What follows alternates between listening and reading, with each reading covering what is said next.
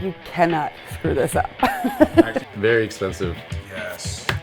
Plastic bottle. Oh yeah, that's the good stuff.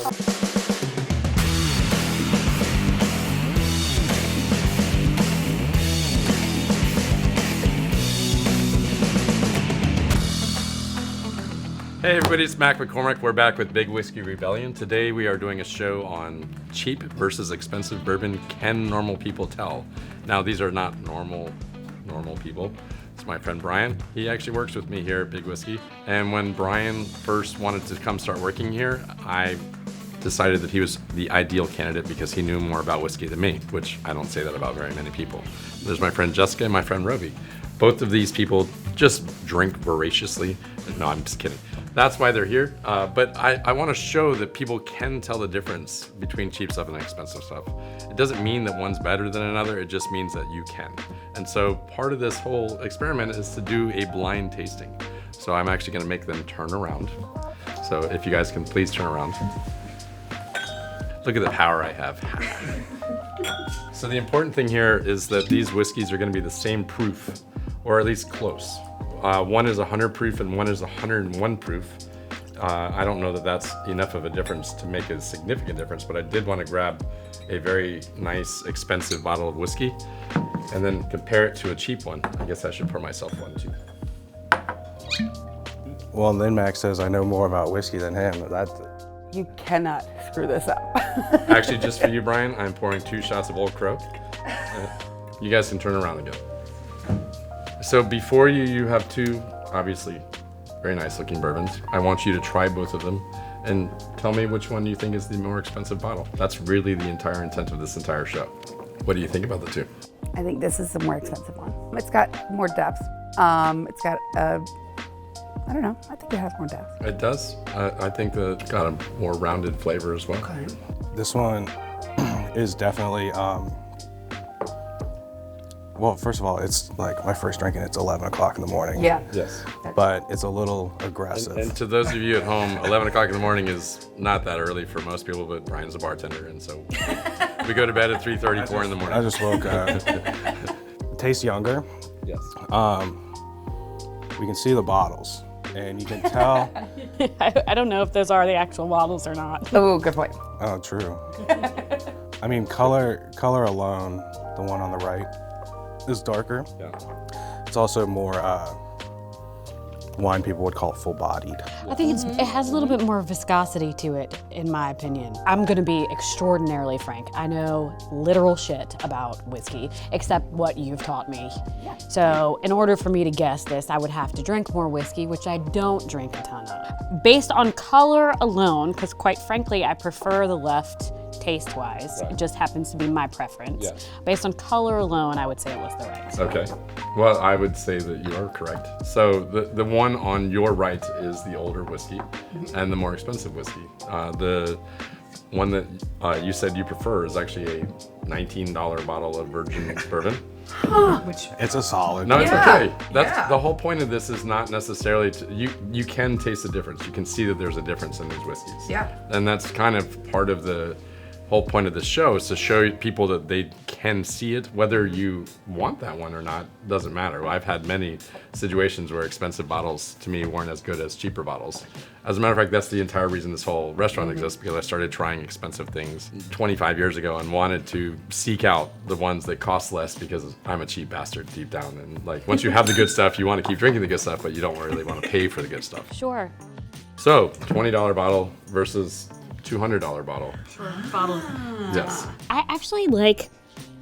This is gonna be sad. It's almost a synthetic smell, the lighter one, but I actually like the sweet smell of it. So sweetness in bourbon usually comes from a younger aged product. It used to be a 7-year aged product versus a 17-year aged product. So when you have 17 years in a barrel, you get more tannic notes and more depth of flavor. But the younger, sweeter whiskey is usually because more of the corn notes are shining through. And so a good example of that, and we'll just pull down some other whiskey, and I need to find, hey, very expensive Yes. plastic bottle. Oh yeah, that's the good stuff. Actually, we're gonna pour some of this, and I'm gonna show. Ancient age. I feel like they needed to say it a bunch, that it's ancient. This used to be a 10-year age-stated bourbon. It was for a long time, and they got away from that, and now I think it's probably 4 or 5 years old. But it's the same mash bill as this, and people chase this like there's no tomorrow. I'm sure everybody at home has had blends at least, or tried to get it or something. But this is something that a lot of people at home don't know about, and they should, because it is the same mash bill, aged in a different warehouse, and it's younger. We did a blind taste test of these two against each other in what we call whiskey school at the restaurant a long time ago. And there was about, weren't you at that one? I wasn't at that one. You weren't at that one, but we had 65 people I heard about it. at that dinner, and we blind poured both of these whiskeys, and I'm going to do that for you right now. And then we did a vote at the end, and out of the 65 people, 62 of them preferred this one, which is $27 for a half-gallon plastic bottle versus $70 if you can. And you can barely find it anywhere. Nobody can find this anymore. So now you're going to knowingly try these two, and you're going to see. It's not that I dislike Yeah, it. I really believe in personal preference. Like, it's a massive, massive thing for me. And that's important. The sweetness is. Do you have a sweet tooth in general? No. No? But Then why do you like me? Because I'm so sweet. I know. That's what it is. No. I technically don't, but I also find myself, I prefer an aged tequila because it's sweeter than a not aged tequila. And that's really interesting for me. It just happens to be where my preference lies. I was kind of shocked at the results of this blind tasting when we did it at the restaurant. But it makes sense because people do appreciate sweetness. And that's something that sometimes gets a little bit lost in older whiskeys. I'm now a cheap date. I mean, you always do that. But like, the two cheap ones are the ones I like the most.